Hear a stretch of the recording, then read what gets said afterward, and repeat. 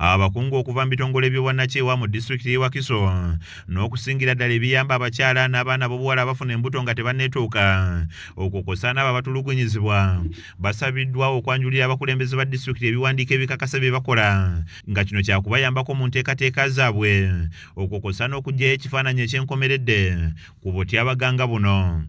Okusaba kuno kukoleddwa akulira okuteekerateekera disitulikiti Galabuzi Pade ng'ali wamu ne ssentebe wa disitulikiti eno Dr. Matiya Lwanga Bwanika nga babadde mu lukiiko lw'abakulembeze ba disitulikiti okuva ku ludda lw'ebyobufuzi n'olw'ekikugu mwe basinkanidde abatwala ebitongole by'obwannakyewa nga lutegekeddwa ab'ekitongole ekimanyiddwa nga Action for Rural Women Empowerment wali ku Rockstone Gardens Wakiso.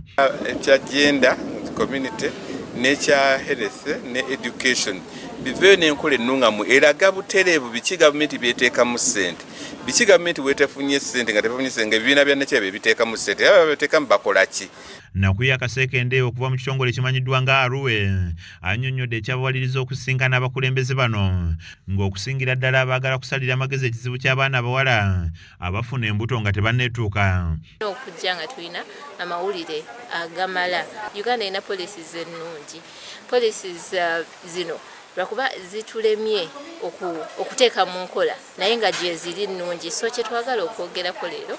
Agamba nti okuva mu mwaka ogwa 2012 okutuuka kati abawala ebitundu 25 ku buli 100 bye bafuna embuto, omuwendo ogulabika nga munene. Wetunuulira embuto abaana abafuna zino embuto percentage ekyali ku 25% okumala ebbanga ddene okuva 2012 oba 2012 percentage ekyali yemu ebadde tekendeera. Balambululidde abakulembeze biyinza okuyambako okutangira obutabanguko mu maka omuli okolaganira wamu n'okusomesa abafumbo okukolagana obulungi. Tula ku ttebe eno n'omukyala wange ne tuteesagana nga ye tali mu kitchen nga bw'oteesanga basajja bamu.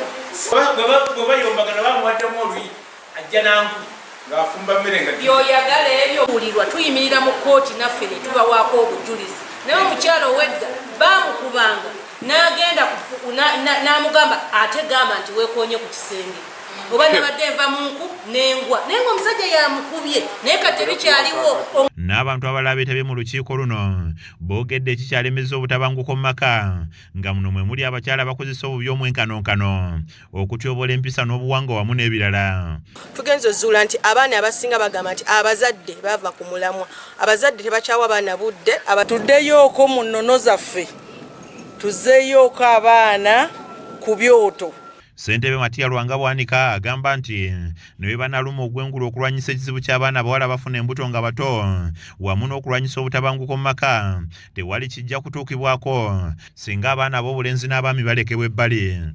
Waakiri musooke muyite omwami muzeeko omukyala oba mubayite ki gye tukomye okunegilectinga omwana omulenzi, gye tukomye okuva ku basajja nga tulowooza nti we are empowering women, gye tukomye okuva ku buwangwa bwaffe tusiba tugamba tulina basingle mothers ne bakanyo tulaga amalaalo g'ababbaabwe.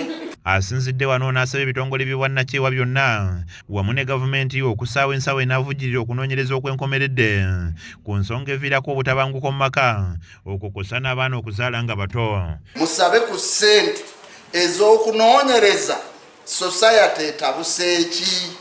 Kizza Peter yakusakidde eggulire lino ku Wakiso TV Agalero.